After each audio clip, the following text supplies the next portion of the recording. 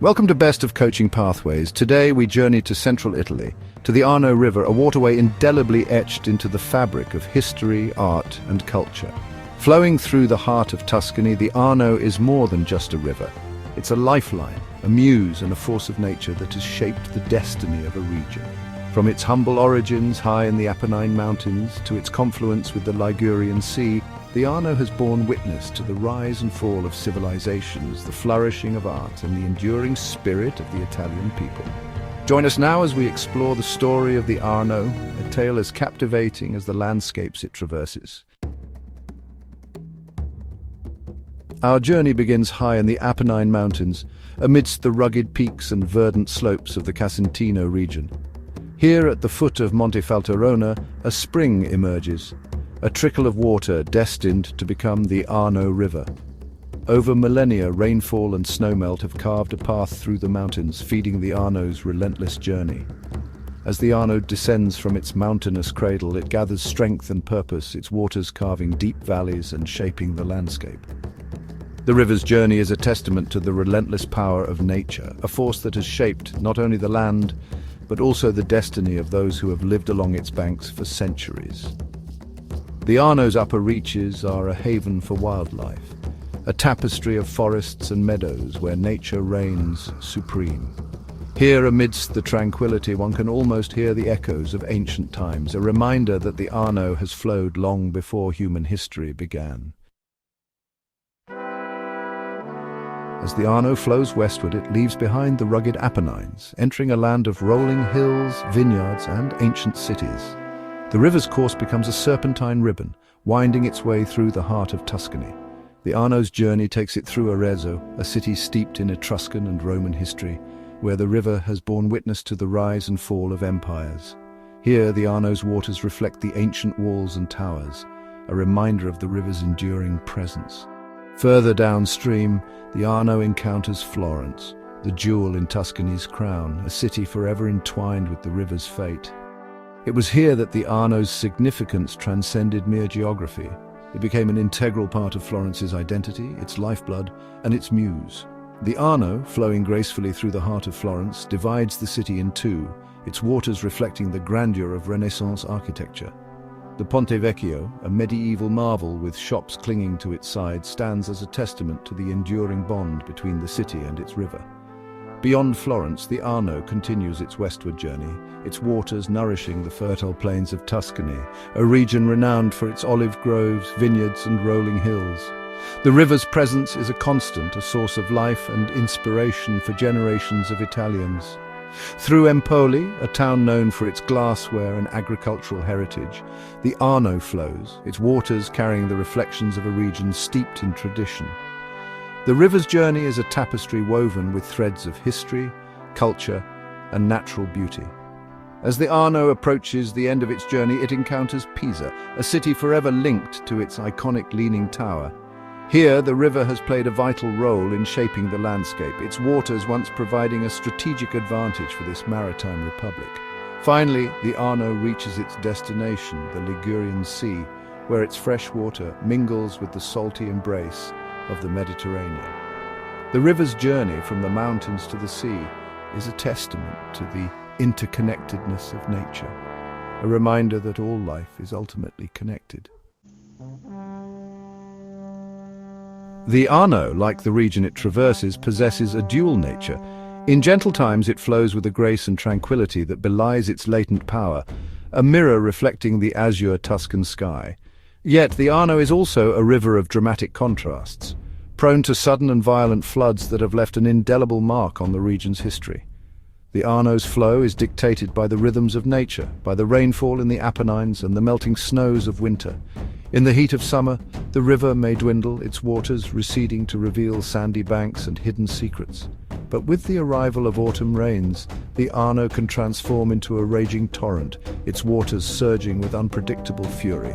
The people of Tuscany have long lived in a delicate balance with the Arno, respecting its power while harnessing its bounty. For centuries, the river has served as a vital artery for commerce and transportation, its waters carrying goods and people between the region's bustling cities.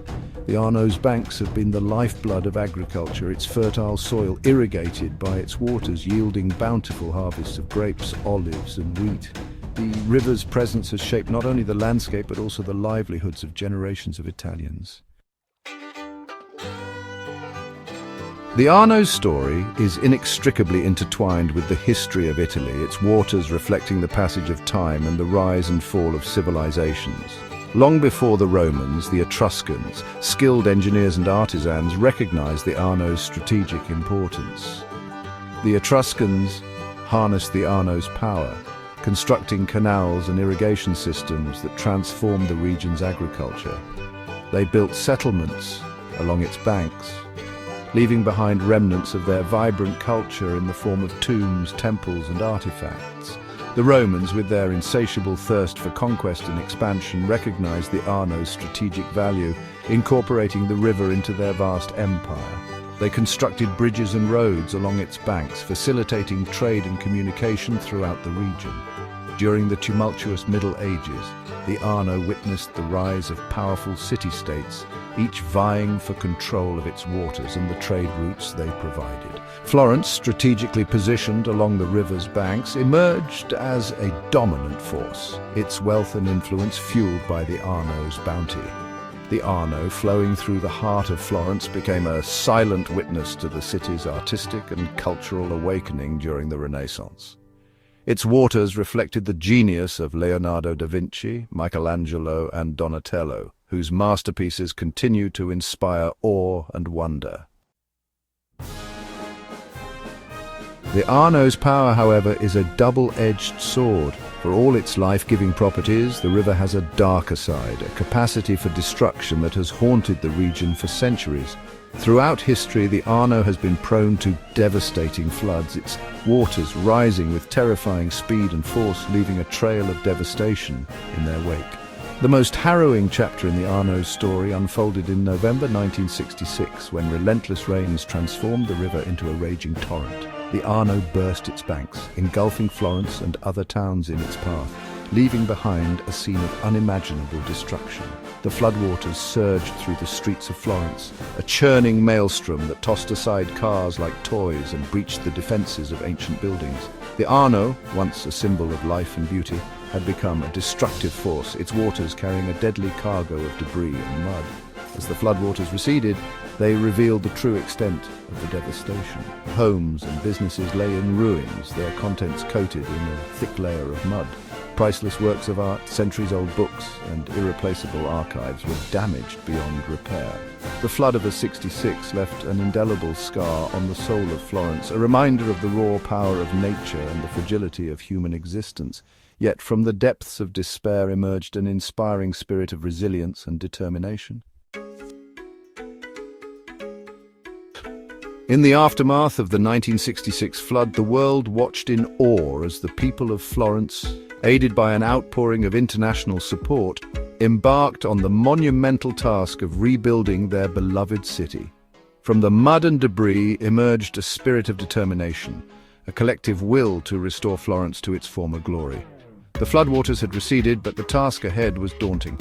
Mud-caked streets needed clearing, damaged buildings required shoring up, and countless works of art, salvaged from the deluge, awaited painstaking restoration.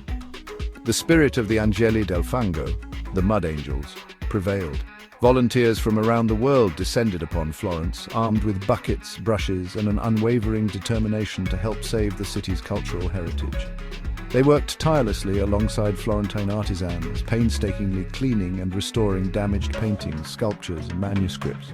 The flood of '66 had dealt a devastating blow, but it also served as a catalyst for innovation and a renewed appreciation for the Arno's power. Engineers and architects worked tirelessly to devise new flood control measures, determined to prevent a repeat of the disaster. Dams and reservoirs were constructed upstream to regulate the Arno's flow, while the riverbanks in Florence were reinforced and raised. A sophisticated early warning system was implemented to provide residents with precious time to prepare for potential floods. The Arno River, a timeless waterway, continues to flow through the heart of Tuscany, its waters reflecting the resilience of the human spirit and the enduring power of nature. From its source, high in the Apennines, to its confluence with the Ligurian Sea, the Arno remains a vital artery, a source of life, inspiration, and enduring beauty. The Arno's story is a testament to the delicate balance between humanity and the natural world, a reminder that we are but custodians of the planet we inhabit. As we've journeyed along its banks, we've witnessed the Arno's capacity for both creation and destruction, a powerful reminder of the forces that have shaped our world. If you'd like, I can turn this into a video script or infographic-style content for educational or coaching purposes. Remember to subscribe to our channel.